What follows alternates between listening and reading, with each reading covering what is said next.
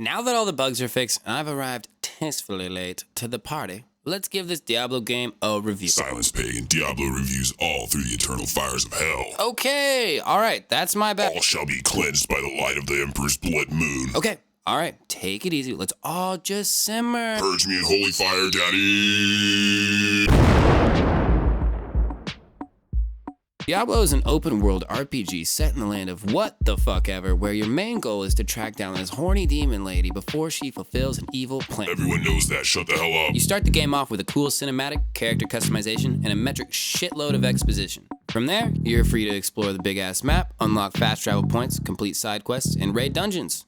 Now, I've never played any of the Diablo games up until now with Diablo 4, and I've specifically avoided any research on it for that fresh, unbiased opinion, so definitely take everything I'm saying right now with a grain of salt because I have a lot to learn here. Unfortunately, I still can't really tell if this game is for me or gamers like me, which sucks because I know a lot of people that bleed Diablo, and I really want to like it like them. I'm not calling those people wrong or here to tell you Diablo sucks, but I want to explain why I haven't quite felt that or that oh yeah feeling we all know and love. I started out with that new game excitement that says, take my money. Also, here's my soul if it means I don't have to wait for the download. I chose to go with the Necromancer class and spent a fair amount of time on the character design as well as coming up with a name.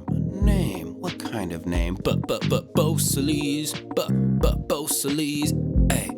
Alright, that's enough. Once I got all that sorted, I began my gameplay with a curiosity for the game that fizzled quickly. I searched an endless amount of rocks, logs, and barrels. I spoke to everyone and listened to their stories in their entirety. I searched each and every transversable corner of the maps, and then my eyes started bleeding. Listening to NPCs? That shit lasted about 30 minutes for me before I started skipping everything. My interactions with NPCs consist of clicking to interact, clicking the quest mark dialogue option, skip, that's cool dickhead, where to now? What shocks me even further here is that there are dialogue options that don't have anything to do with the story or your current objective. They just give you a little extra info to develop the story of this one NPC you will never talk to again. I understand that there's a bunch of people who love this sort of thing, but I gotta say, my ass does not care.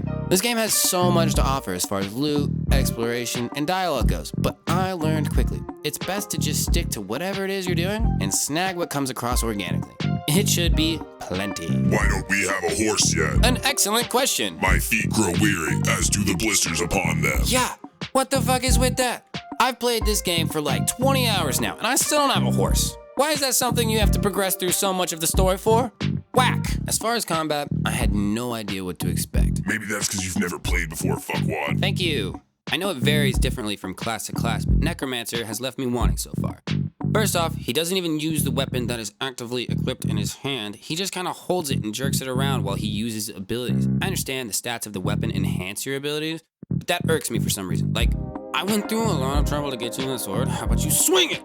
Secondly, I feel like the basic abilities that serve as your basic attacks for Necromancer are also kind of whack. Maybe I'm doing it wrong, but they just seem boring and slow to kill. This forces me to rely on two things. The two things about Necromancer that gives me that oh yeah feeling I'm looking for.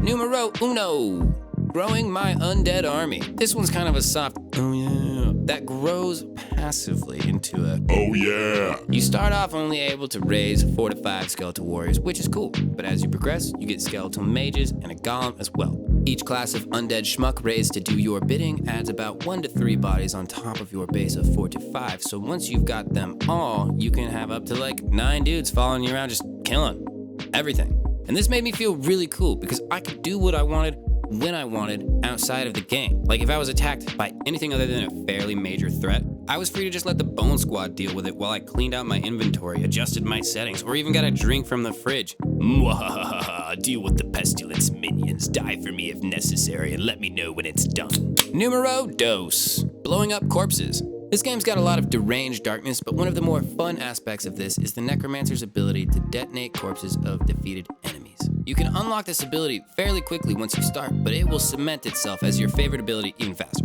Trust me. I don't even know what else to say on this. The gameplay tells you everything you need to know.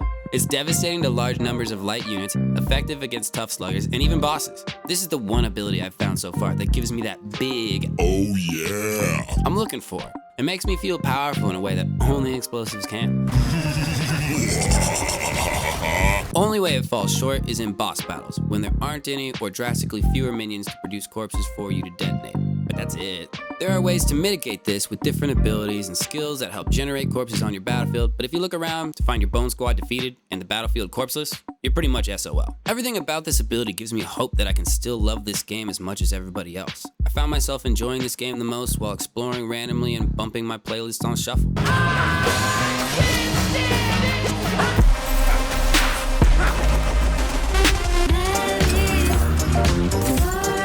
Motherfucking special, put some motherfucking.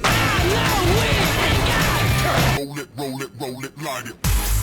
I'm waking up at the start of the end of the world. So I know for a fact there's a lot to be enjoyed here. I keep resetting my skill tree here and there to try things out so I can find the coolest, most effective abilities, but so far, mid to low tier results. The resetting of skills on the skill tree is something that may feel like it should be detrimental, but it's really not.